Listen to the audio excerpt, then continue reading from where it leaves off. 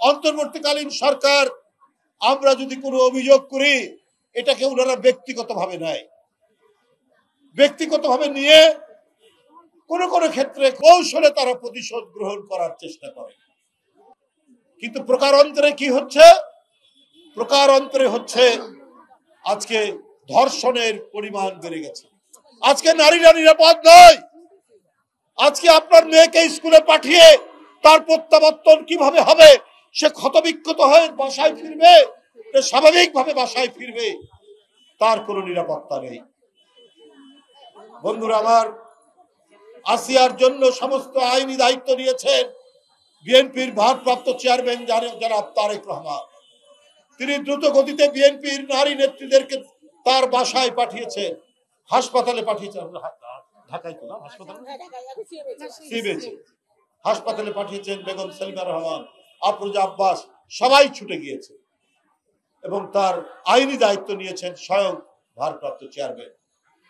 বন্ধুরা আমার কথা হলো, সরকারের প্রতি আপনার পুলিশ বাহিনী আছে। যখন ঘটনা ঘটে আমরা কি করব? আমরা দেখছি অপরাধীদেরকে ছাড় দেওয়া হবে না। আরে অপরাধী অপরাধ করার আগেই যদি আপনার আইনের প্রয়োগ ঠিকঠাক মতো হতো, আইনের শাসন প্রয়োগ করা হতো, তাহলে এই পরিস্থিতি হতো না। বন্ধুরা আমরা শুনি ডিসি অফিস, এসপি অফিস, মন্ত্রণালয়, বিভিন্ন জায়গায় নাকি ছাত্ররা গিয়ে, যারা বৈষম্য বিরোধী ছাত্র, তাদের প্রতি তো আমাদের কৃতজ্ঞতা রয়েছে, তাদের প্রতি তো তাদের অবদান তো আমরা ভুলি না।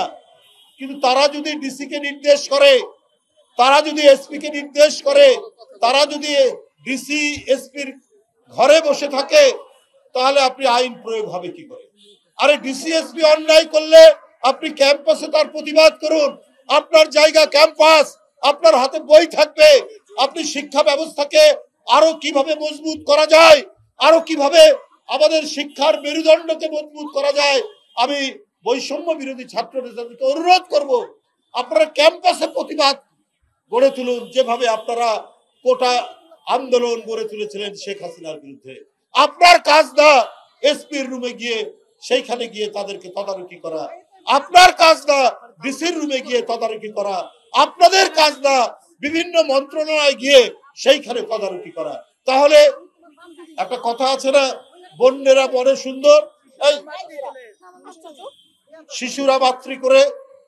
ছাত্রদের কাজ ক্যাম্পাসে, ছাত্রদের কাজ ক্লাসরুমে, ছাত্রদের কাজ লাইব্রেরিতে।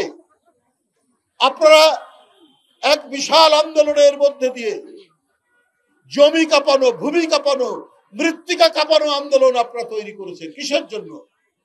এই দেশে মেধাবীদের মূল্যায়ন করা, এই দেশে যাতে উন্নত মানের শিক্ষা ব্যবস্থা তৈরি করা যায়, তার জন্য আপনাদের আরো আন্দোলন গড়ে তুলতে হবে। এবং সমাজে যারা কাজ করবে না, সমাজে যারা দুর্নীতি করবে, সমাজে যারা নিষ্ক্রিয় হয়ে বসবে, প্রশাসনের লোকরা, তাদের বিরুদ্ধে আপনারা কথা বলুন, প্রতিবাদ করুন। এইটাই যুগ যুগ ধরে বিশ্ববিদ্যালয় শিক্ষা প্রতিষ্ঠানে হয়ে এসছে। তাহলে আপনি দেখবেন যে সমাজ থেকে ক্রিমিনাল, অপরাধী, ধর্ষক এবং চোর, ডাকাত, দস্যুতা অনেক কমে যাবে। যাই হোক, আমি আর বক্তব্য দীর্ঘায়িত করতে চাই না। আমরা আবারও সরকারের প্রতি বলতে চাই, যেটি আমাদের জাতীয়তাবাদী মহিলা দলের সভানেত্রী আফরোজা আব্বাস সহ বলেছেন, দ্রুততম সময়ের মধ্যে আসিয়ার উপর জুলুমকারীদের দৃষ্টান্তমূলক শাস্তি হয়। যে দৃষ্টান্ত দেখে অন্যান্য অপরাধীরা, অন্যান্য ধর্ষকরা, অন্যান্য দস্যুরা তাদের হৃদয়ে হৃৎকম্পন তৈরি হয়। এইটাই হচ্ছে আইনের শাসন। এইটার জন্যই 15 বছর আমরা লড়াই করেছি। এর জন্য এত আত্মত্যাগ। এই জন্য আরেক দস্যু প্রধানমন্ত্রী বেগম শেখ হাসিনা, তাকে বাংলাদেশ থেকে বিতাড়িত করা হয়েছে।